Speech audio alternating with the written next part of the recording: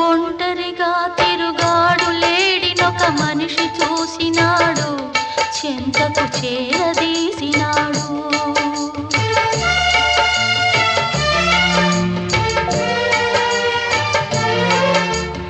అభమో శుభమో తెలియని లేడి అతనిని నమ్మింది, తన హృదయం పరిచింది.